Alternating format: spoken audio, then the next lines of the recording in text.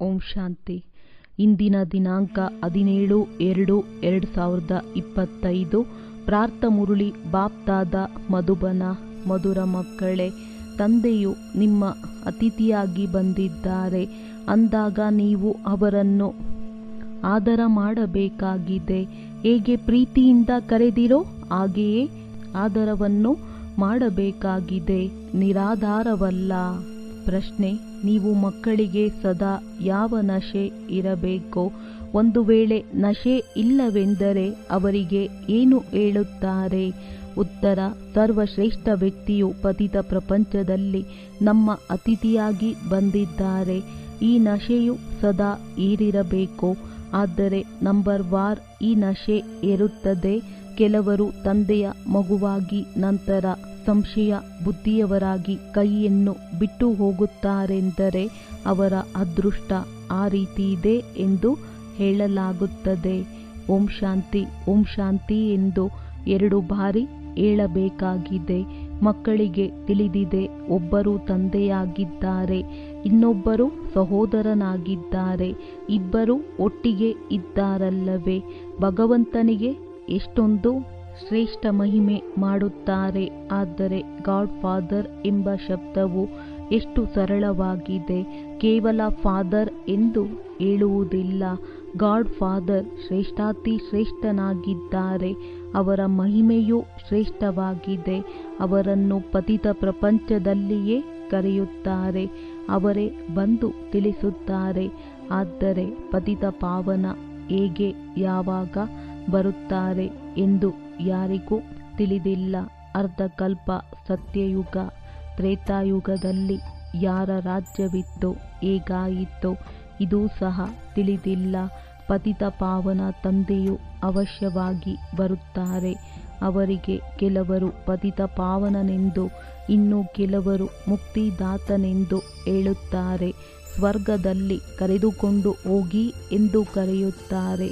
ಅವರು ಎಲ್ಲರಿಗಿಂತ ಸರ್ವಶ್ರೇಷ್ಠನಾಗಿದ್ದಾರಲ್ಲವೇ? ನಾವು ಭಾರತವಾಸಿಗಳನ್ನು ಶ್ರೇಷ್ಠರನ್ನಾಗಿ ಮಾಡಿ ಎಂದು ಪತಿತ ರಾಜ್ಯದಲ್ಲಿಯೇ ಅವರನ್ನು ಕರೆಯುತ್ತಾರೆ. ಅವರ ಸ್ಥಾನವು ಎಷ್ಟು ದೊಡ್ಡದಾಗಿದೆ. ಹೈಯೆಸ್ಟ್ ಅಥಾರಿಟಿಯಾಗಿದ್ದಾರೆ. ರಾವಣ ರಾಜ್ಯದಲ್ಲಿರುವಾಗಲೇ ಅವರನ್ನು ಕರೆಯುತ್ತಾರೆ. ಇಲ್ಲವೆಂದರೆ ಈ ರಾವಣ ರಾಜ್ಯದಿಂದ ಯಾರು ಬಿಡಿಸುವುದು?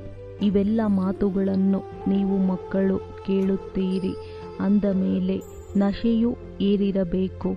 ಆದರೆ ಇಷ್ಟೊಂದು ನಶೆಯು ಏರುವುದಿಲ್ಲ. ಸಾರಾಯಿಯ ನಶೆಯು ಎಲ್ಲರಿಗೂ ಏರುತ್ತದೆ. ಆದರೆ ಈ ನಶೆ ಏರುವುದಿಲ್ಲ. ಇದರಲ್ಲಿ ಧಾರಣೆಯ ಮಾತಿದೆ, ಅದೃಷ್ಟದ ಮಾತಾಗಿದೆ. ಅಂದಾಗ ತಂದೆಯು ಬಹಳ ದೊಡ್ಡ ಆಸಾಮಿಯಾಗಿದ್ದಾರೆ. ನಿಮ್ಮಲ್ಲಿಯೂ ಕೆಲವರಿಗೆ ಪೂರ್ಣ ನಿಶ್ಚಯವಿರುವುದಿಲ್ಲ. ಒಂದು ವೇಳೆ ಎಲ್ಲರಿಗೂ ನಿಶ್ಚಯವಿದ್ದರೆ ಎಲ್ಲರೂ ಏಕೆ ಓಡಿ ಹೋಗುತ್ತಿದ್ದರು? ತಂದೆಯನ್ನೇ ಮರೆತು ಹೋಗುತ್ತಾರೆ. ತಂದೆಯ ಮಗುವಾದ ನಂತರ ತಂದೆಯ ಮೇಲೆ ಸಂಶಯ ಬುದ್ಧಿ ಇರಲು ಸಾಧ್ಯವಿಲ್ಲ. ಆದರೆ ಈ ತಂದೆಯು ವಿಚಿತ್ರವಾಗಿದ್ದಾರೆ. ಗಾಯನವೂ ಇದೆ. ಆಶ್ಚರ್ಯವಾಗಿ ತಂದೆಯ ಮಗುವಾಗುತ್ತಾರೆ. ಬಾಬಾ ಎಂದು ಹೇಳುತ್ತಾರೆ. ಜ್ಞಾನವನ್ನು ಕೇಳುತ್ತಾರೆ. ಅನ್ಯರಿಗೂ ತಿಳಿಸುತ್ತಾರೆ. ಅವೋ ಮಾಯೆ, ಇಷ್ಟಾದ ಮೇಲೂ ಸಂಶಯ ಮಾಡಿಬಿಡುತ್ತೀಯ. ಈ ಭಕ್ತಿ ಮಾರ್ಗದ ಶಾಸ್ತ್ರಗಳಲ್ಲಿ ಯಾವುದೇ ಸಾರವಿಲ್ಲ. ನನ್ನನ್ನು ಯಾರೂ ಅರಿತುಕೊಂಡಿಲ್ಲ. ನೀವು ಮಕ್ಕಳಲ್ಲಿಯೂ ಸಹ ವಿರಳ ಕೆಲವರೇ ನಿಲ್ಲುತ್ತಾರೆ. ನೀವೂ ಸಹ ಇದನ್ನು ಅನುಭವ ಮಾಡುತ್ತೀರಿ. ಆ ಸ್ಥಿರವಾದ ನೆನಪು ಇರುವುದೇ ಇಲ್ಲ. ನಾವಾತ್ಮಗಳು ಬಿಂದುವಾಗಿದ್ದೇವೆ. ತಂದೆಯು ಬಿಂದುವಾಗಿದ್ದಾರೆ. ಅವರು ನಮ್ಮ ತಂದೆಯಾಗಿದ್ದಾರೆ. ಅವರಿಗೆ ತನ್ನ ಶರೀರವಿಲ್ಲ. ತಿಳಿಸುತ್ತಾರೆ, ನಾನು ಈ ತನುವಿನ ಆಧಾರವನ್ನು ತೆಗೆದುಕೊಳ್ಳುತ್ತೇನೆ. ನನ್ನ ಹೆಸರಾಗಿದೆ ಶಿವ. ನನಾತ್ಮನ ಹೆಸರೆಂದು ಬದಲಾಗುವುದಿಲ್ಲ. ನಿಮ್ಮ ಶರೀರದ ಹೆಸರು ಬದಲಾಗುತ್ತದೆ. ಶರೀರದ ಮೇಲೆಯೇ ಹೆಸರು ಬರುತ್ತದೆ. ವಿವಾಹವಾದಾಗ ಹೆಸರು ಬದಲಾಗುತ್ತದೆ. ಮತ್ತೆ ಆ ಹೆಸರನ್ನು ಪಕ್ಕಾ ಮಾಡಿಕೊಳ್ಳುತ್ತಾರೆ. ಅದೇ ರೀತಿ ಈಗ ತಂದೆಯು ತಿಳಿಸುತ್ತಾರೆ, ನೀವಿದನ್ನು ಪಕ್ಕಾ ಮಾಡಿಕೊಳ್ಳಿ, ನಾನು ಆತ್ಮನಾಗಿದ್ದೇನೆ. ತಂದೆಯೇ ಪರಿಚಯ ಕೊಟ್ಟಿದ್ದಾರೆ. ಯಾವಾಗ ಅತ್ಯಾಚಾರ ಹಾಗೂ ಗ್ಲಾನಿಯಾಗುತ್ತದೆಯೋ ಆಗ ನಾನು ಬರುತ್ತೇನೆ. ಕೆಲವೊಂದು ಶಬ್ದಗಳನ್ನಂತೂ ಹಿಡಿದುಕೊಳ್ಳಬಾರದು, ಏಕೆಂದರೆ ಅದರಲ್ಲಿ ಕೆಲವೊಂದು ಸರಿಯಿಲ್ಲ. ತಂದೆಯು ತಿಳಿಸುತ್ತಾರೆ, ನನ್ನನ್ನು ಕಲ್ಲು ಮುಳ್ಳಿನಲ್ಲಿ ಹಾಕಿ ಎಷ್ಟೊಂದು ನಿಂದನೆ ಮಾಡಿದ್ದಾರೆ. ಇದು ಹೊಸ ಮಾತಲ್ಲ. ಕಲ್ಪ ಕಲ್ಪ ಹೀಗೆ ಪತಿತರಾಗಿ ನಿಂದನೆ ಮಾಡುತ್ತಾರೆ. ಆಗಲೇ ನಾನು ಬರುತ್ತೇನೆ. ನನ್ನದು ಕಲ್ಪ ಕಲ್ಪದ ಪಾತ್ರವಿದೆ. ಇದರಲ್ಲಿ ಅದಲು ಬದಲಾಗಲು ಸಾಧ್ಯವಿಲ್ಲ. ನಾಟಕದಲ್ಲಿ ನಿಗದಿಯಾಗಿದೆಯಲ್ಲವೇ? ಕೇವಲ ಭಾರತದಲ್ಲಿಯೇ ಬರುತ್ತಾರೆ. ಕೇವಲ ಭಾರತವೇ ಸ್ವರ್ಗವಾಗುವುದೇ ಎಂದು ಕೆಲವರು ಕೇಳುತ್ತಾರೆ. ಹೌದು, ಇದು ಅನಾದಿ ಅವಿನಾಶಿ ಪಾತ್ರವಾಗಿ ಬಿಟ್ಟಿದೆ ಎಲ್ಲವೇ? ತಂದೆಯು ಎಷ್ಟು ಶ್ರೇಷ್ಠಾತಿ ಶ್ರೇಷ್ಠನಾಗುತ್ತಾರೆ. ಪತಿತರನ್ನು ಪಾವನರನ್ನಾಗಿ ಮಾಡುವ ತಂದೆಯು ತಿಳಿಸುತ್ತಾರೆ, ನನ್ನನ್ನು ಈ ಪತಿತ ಪ್ರಪಂಚದಲ್ಲಿಯೇ ಕರೆಯುತ್ತೀರಿ. ನಾನಂತೂ ಸದಾ ಪಾವನನಾಗಿದ್ದೇನೆ. ಅಂದ ಮೇಲೆ ನನ್ನನ್ನು ಪಾವನ ಪ್ರಪಂಚದಲ್ಲಿ ಕರೆಯಬೇಕಲ್ಲವೇ?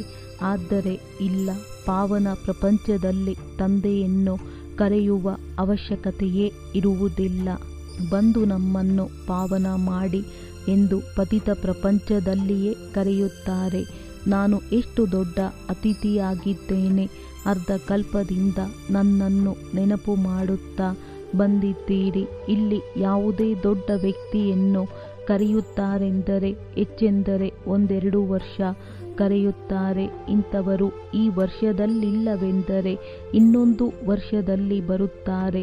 ಆದರೆ ತಂದೆಯನ್ನಂತೂ ಅರ್ಧ ಕಲ್ಪದಿಂದ ನೆನಪು ಮಾಡುತ್ತಾ ಬಂದಿದ್ದೀರಿ. ಇವರು ಬರುವ ಪಾತ್ರವು ನಿಶ್ಚಿತವಾಗಿ ಬಿಟ್ಟಿದೆ. ಇದು ಯಾರಿಗೂ ತಿಳಿದಿಲ್ಲ.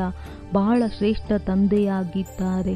ಮನುಷ್ಯರು ಒಂದು ಕಡೆ ಪ್ರೀತಿಯಿಂದ ಕರೆಯುತ್ತಾರೆ, ಇನ್ನೊಂದು ಕಡೆ ಮಹಿಮೆಯಲ್ಲಿ ಏನಾದರೊಂದು ಕಲೆಯುಂಟು ಮಾಡಿಬಿಡುತ್ತಾರೆ. ವಾಸ್ತವದಲ್ಲಿ ಇವರು ಅತಿ ದೊಡ್ಡ ಮಹಿಮೆಯುಳ್ಳ ಅತಿಥಿಯಾಗಿದ್ದಾರೆ. ಆದರೆ ಅವರ ಮಹಿಮೆಗೆ ಕಲೆಯುಂಟು ಮಾಡಿದ್ದಾರೆ. ಅವರು ಕಲ್ಲು ಮುಳ್ಳು ಎಲ್ಲದರಲ್ಲಿದ್ದಾರೆಂದು ಹೇಳಿಬಿಡುತ್ತಾರೆ. ಇವರು ಎಷ್ಟು ಹೈಯೆಸ್ಟ್ ಅಥಾರಿಟಿಯಾಗಿದ್ದಾರೆ. ಬಹಳ ಪ್ರೀತಿಯಿಂದ ಕರೆಯುತ್ತಾರೆ, ಆದರೆ ಬಹಳ ಅಮಾಯಕರಾಗಿದ್ದಾರೆ. ನಾನೇ ಬಂದು ನನ್ನ ಪರಿಚಯವನ್ನು ಕೊಡುತ್ತೇನೆ. ನಾನು ನಿಮ್ಮ ತಂದೆಯಾಗಿದ್ದೇನೆ. ನನ್ನನ್ನು ಪರಮಪಿತ ಪರಮಾತ್ಮನೆಂದು ಹೇಳುತ್ತಾರೆ. ಯಾವಾಗ ಎಲ್ಲರೂ ರಾವಣನ ಬಂಧನದಲ್ಲಿರುತ್ತಾರೆಯೋ ಆಗಲೇ ತಂದೆಯು ಬರಬೇಕಾಗಿದೆ. ಏಕೆಂದರೆ ಎಲ್ಲರೂ ಭಕ್ತಿನಿಯರು ಅಥವಾ ವಧುಗಳು ಸೀತೆಯರಾಗಿದ್ದಾರೆ. ತಂದೆಯವರು ರಾಮನಾಗಿದ್ದಾರೆ. ಒಂದು ಸೀತೆಯ ಮಾತಿಲ್ಲ. ಎಲ್ಲ ಸೀತೆಯರನ್ನು ರಾವಣನ ಬಂಧನದಿಂದ ಬಿಡಿಸುತ್ತಾರೆ. ಇದು ಬೇಹದ್ದಿನ ಮಾತಾಗಿದೆ. ಇದು ಹಳೆಯ ಪತಿತ ಪ್ರಪಂಚವಾಗಿದೆ. ಇದು ಹಳೆಯದಾಗುವುದು ಮತ್ತೆ ಹೊಸದಾಗುವುದು ಬಹಳ ನಿಖರವಾಗಿದೆ. ಈ ಶರೀರ ಮೊದಲಾದವುಗಳಂತೂ ಕೆಲವು ಬಹಳ ಬೇಗ ಹಳೆಯದಾಗಿ ಬಿಡುತ್ತವೆ. ಕೆಲವು ಶರೀರಗಳು ಹೆಚ್ಚು ಸಮಯ ನಡೆಯುತ್ತದೆ. ಇದು ನಾಟಕದಲ್ಲಿ ನಿಖರವಾಗಿ ನೋಂದಾವಣೆಯಾಗಿದೆ. ಪೂರ್ಣ 5000 ವರ್ಷಗಳ ನಂತರ ಮತ್ತೆ ನಾನು ಬರಬೇಕಾಗುತ್ತದೆ. ನಾನೇ ಬಂದು ನನ್ನ ಪರಿಚಯವನ್ನು ಕೊಡುತ್ತೇನೆ ಮತ್ತು ಸೃಷ್ಟಿ ಚಕ್ರದ ರಹಸ್ಯವನ್ನು ತಿಳಿಸುತ್ತೇನೆ. ಯಾರಿಗೂ ನನ್ನ ಪರಿಚಯವಿಲ್ಲ. ಬ್ರಹ್ಮ ವಿಷ್ಣು ಶಂಕರನದ್ದಾಗಲಿ ರಾಮ ಸೀತೆಯ ಪರಿಚಯವಾಗಲಿ ಇಲ್ಲ. ನಾಟಕದಲ್ಲಿ ಸರ್ವಶ್ರೇಷ್ಠ ಪಾತ್ರಧಾರಿ ಇವರೇ ಆಗಿದ್ದಾರೆ. ಇದು ಮನುಷ್ಯರ ಮಾತೇ ಆಗಿದೆ. ಯಾವುದೇ 8-10 ಭುಜದ ಮಾತಿಲ್ಲ. ವಿಷ್ಣುವಿಗೆ 4 ಭುಜಗಳನ್ನು ಏಕೆ ತೋರಿಸುತ್ತಾರೆ? ರಾವಣನಿಗೆ 10 ತಲೆಗಳಿವೆಯಲ್ಲವೇ? ಇದು ಯಾರಿಗೂ ತಿಳಿದಿಲ್ಲ. ತಂದೆಯೇ ಬಂದು ಸೃಷ್ಟಿಯ ಆದಿ ಮಧ್ಯ ಅಂತ್ಯದ ಜ್ಞಾನವನ್ನು ತಿಳಿಸುತ್ತಾರೆ. ನಾನು ನಿಮ್ಮ ದೊಡ್ಡ ಅತಿಥಿಯಾಗಿದ್ದೇನೆ, ಆದರೆ ಗುಪ್ತವಾಗಿದ್ದೇನೆಂದು ತಿಳಿಸುತ್ತಾರೆ. ಇದನ್ನೂ ಸಹ ಕೇವಲ ನೀವೇ ತಿಳಿದುಕೊಂಡಿದ್ದೀರಿ. ಆದರೆ ತಿಳಿದುಕೊಂಡಿದ್ದರೂ ಸಹ ಮತ್ತೆ ಮರೆತು ಹೋಗುತ್ತೀರಿ. ಅವರಿಗೆ ಎಷ್ಟೊಂದು ಗೌರವವನ್ನಿಡಬೇಕು, ಅವರನ್ನು ನೆನಪು ಮಾಡಬೇಕು. ಆತ್ಮವು ನಿರಾಕಾರ, ಪರಮಾತ್ಮನು ನಿರಾಕಾರನಾಗಿದ್ದಾರೆ. ಇದರಲ್ಲಿ ಚಿತ್ರದ ಮಾತು ಇಲ್ಲ. ಕೇವಲ ನೀವು ಆತ್ಮನಿಶ್ಚಯ ಮಾಡಿಕೊಂಡು ತಂದೆಯನ್ನು ನೆನಪು ಮಾಡಬೇಕಾಗಿದೆ.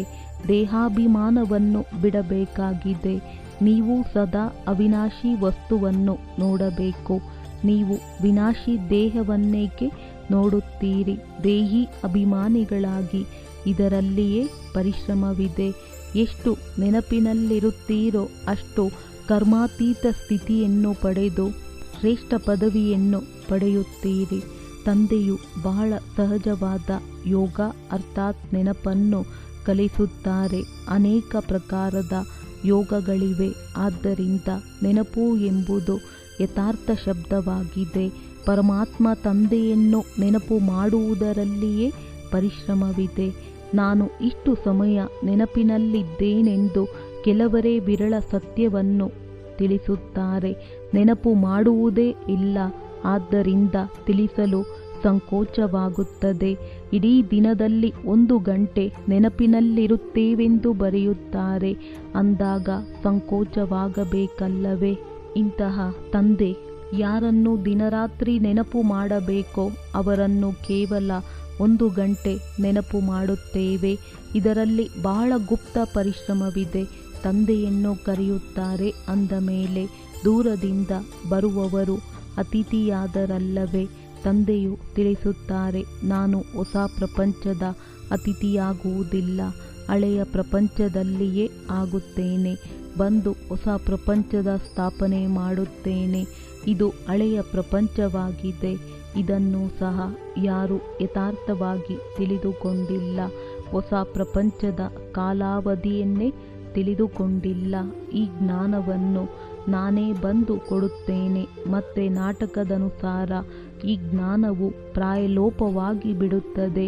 ಪುನಃ ಕಲ್ಪದ ನಂತರ ಈ ಪಾತ್ರವು ಪುನರಾವರ್ತನೆಯಾಗುವುದು. ನನ್ನನ್ನು ಕರೆಯುತ್ತಾರೆ. ವರ್ಷವೂ ಶಿವ ಜಯಂತಿಯನ್ನಾಚರಿಸುತ್ತಾರೆ. ಯಾರು ಬಂದು ಹೋಗುತ್ತಾರೆಯೋ ವರ್ಷವೂ ಅವರ ಜಯಂತಿಯನ್ನಾಚರಿಸುತ್ತಾರೆ. ಶಿವತಂದೆಗೂ ಸಹ 12 ತಿಂಗಳಿನ ನಂತರ ಜಯಂತಿಯನ್ನಾಚರಿಸುತ್ತಾರೆ. ಆದರೆ ಯಾವಾಗಿನಿಂದ ಆಚರಿಸುತ್ತಾ ಬಂದಿದ್ದಾರೆಂದು ಇಂದು ಯಾರಿಗೂ ತಿಳಿದಿಲ್ಲ. ಕೇವಲ ಲಕ್ಷಾಂತರ ವರ್ಷಗಳಾಯಿತೆಂದು ಹೇಳುತ್ತಾರೆ. ಕಲಿಯುಗದ ಆಯಸ್ಸನ್ನೇ ಲಕ್ಷಾಂತರ ವರ್ಷಗಳೆಂದು ಬರೆದಿದ್ದಾರೆ. ತಂದೆಯು ತಿಳಿಸುತ್ತಾರೆ, ಇದು 5000 ವರ್ಷಗಳ ಮಾತಾಗಿದೆ. ಅವಶ್ಯವಾಗಿ ಭಾರತದಲ್ಲಿ ಈ ದೇವತೆಗಳ ರಾಜ್ಯವಿತ್ತಲ್ಲವೇ? ನಾನು ಭಾರತದ ಅತಿದೊಡ್ಡ ಅತಿಥಿಯಾಗಿದ್ದೇನೆ. ನನಗೆ ಅರ್ಧ ಕಲ್ಪದಿಂದಲೂ ಬಹಳ ನಿಮಂತ್ರಣ ಕೊಡುತ್ತಾ ಬಂದಿದ್ದೀರಿ. ಯಾವಾಗ ಬಹಳ ದುಃಖಿಯಾಗುವರೋ ಆಗ ಏ ಪತಿತ ಪಾವನ ಬನ್ನಿ ಎಂದು ಕರೆಯುತ್ತಾರೆ. ನಾನು ಪತಿತ ಪ್ರಪಂಚದಲ್ಲಿಯೇ ಬಂದಿದ್ದೇನೆ. ನನಗೆ ರಥವೂ ಬೇಕಲ್ಲವೇ? ಆತ್ಮವು ಅಕಾಲ ಮೂರ್ತಿಯಾಗಿದೆ. ಭೃಕುಟಿಯು ಅದರ ಸಿಂಹಾಸನವಾಗಿದೆ. ತಂದೆಯು ಅಕಾಲ ಮೂರ್ತಿಯಾಗಿದ್ದಾರೆ. ಅವರು ಬಂದು ಈ ಬ್ರಹ್ಮ ಸಿಂಹಾಸನದಲ್ಲಿ ವಿರಾಜಮಾನವಾಗುತ್ತಾರೆ. ಇವು ರಮಣೀಕ ಮಾತುಗಳಾಗಿವೆ. ಬೇರೆ ಯಾರಾದರೂ ಕೇಳಿದರೆ ಚಕಿತರಾಗಿ ಬಿಡುತ್ತಾರೆ. ತಂದೆಯು ತಿಳಿಸುತ್ತಾರೆ, ಮಕ್ಕಳೇ, ನೀವು ನನ್ನ ಮತದಂತೆ ನಡೆಯಿರಿ.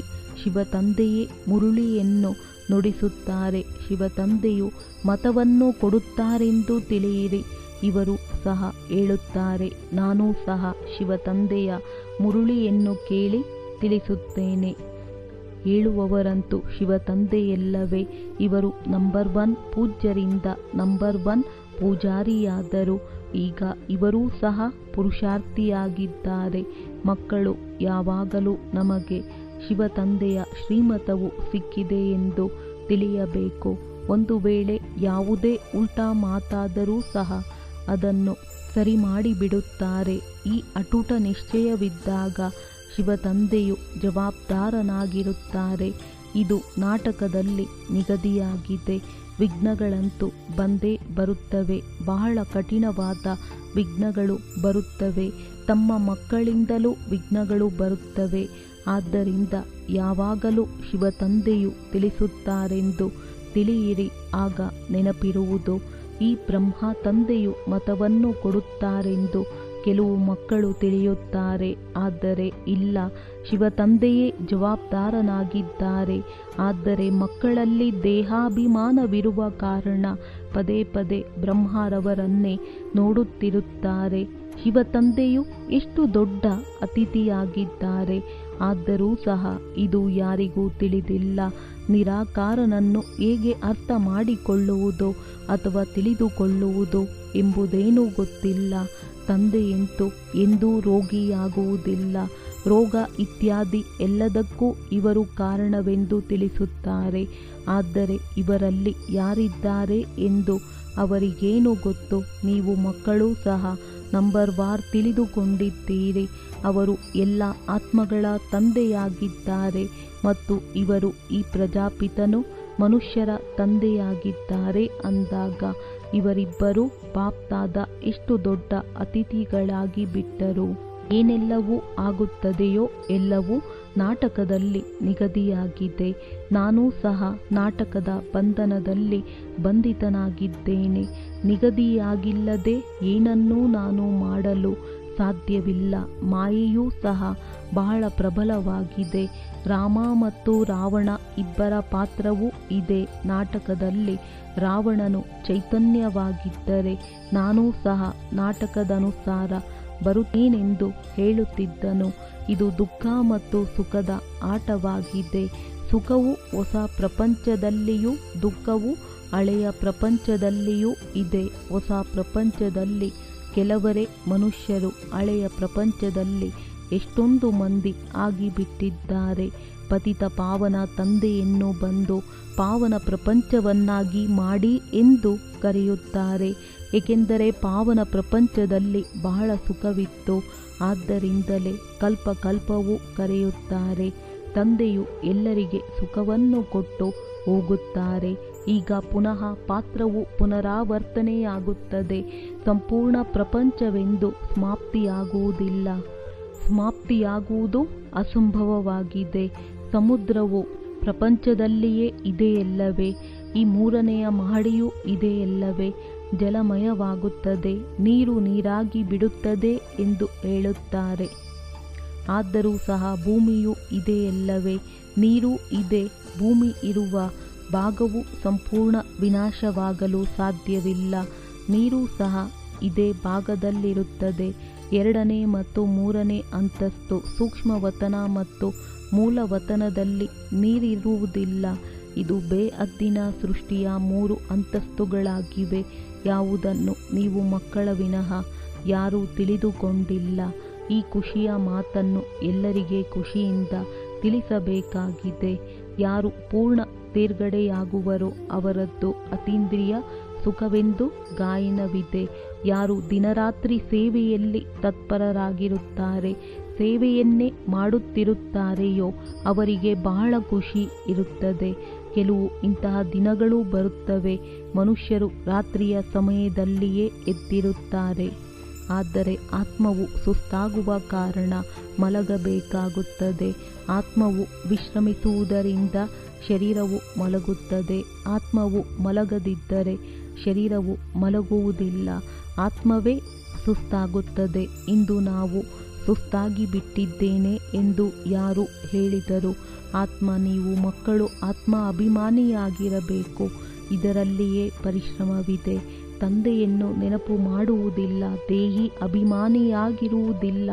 ಆದ್ದರಿಂದ ದೇಹದ ಸಂಬಂಧಿ ಮೊದಲಾದವರು ನೆನಪಿಗೆ ಬಂದು ಬಿಡುತ್ತಾರೆ. ತಂದೆಯು ತಿಳಿಸುತ್ತಾರೆ, ನೀವು ಅಶರೀರಿಯಾಗಿ ಬಂದಿದ್ದೀರಿ, ಈಗ ಅಶರೀರಿಯಾಗಿ ಹೋಗಬೇಕಾಗಿದೆ. ಈ ದೇಹದ ಸಂಬಂಧ ಮೊದಲಾದವುಗಳನ್ನು ಮರೆತು ಹೋಗಿ ಈ ಶರೀರದಲ್ಲಿರುತ್ತಾ ನನ್ನನ್ನು ನೆನಪು ಮಾಡಿ. ಆಗ ಸತೋಪ್ರಧಾನರಾಗುವಿರಿ. ತಂದೆಯು ಎಷ್ಟು ದೊಡ್ಡ ಅಥಾರಿಟಿಯಾಗಿದ್ದಾರೆ. ಮಕ್ಕಳ ವಿನಃ ಅವರನ್ನು ಯಾರೂ ತಿಳಿದುಕೊಂಡಿಲ್ಲ. ತಂದೆಯು ತಿಳಿಸುತ್ತಾರೆ, ನಾನು ಬಡವರ ಬಂಧುವಾಗಿದ್ದೇನೆ, ಎಲ್ಲರೂ ಸಾಧಾರಣರಾಗಿದ್ದಾರೆ.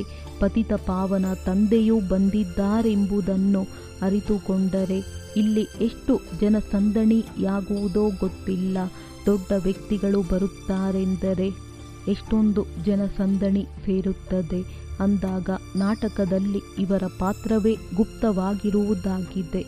ಮುಂದೆ ಹೋದಂತೆ ನಿಧಾನವಾಗಿ ಪ್ರಭಾವ ಬೀರುತ್ತಾ ಹೋಗುವುದು ಮತ್ತು ವಿನಾಶವಾಗಿ ಬಿಡುವುದು. ಎಲ್ಲರೂ ಮಿಲನ ಮಾಡಲು ಸಾಧ್ಯವಿಲ್ಲ. ನೆನಪು ಮಾಡುತ್ತಾರಲ್ಲವೇ, ಅವರಿಗೆ ತಂದೆಯ ಪರಿಚಯ ಸಿಗುವುದು. ಉಳಿದೆಲ್ಲರೂ ಬಂದು ತಲುಪಲು ಸಾಧ್ಯವಿಲ್ಲ.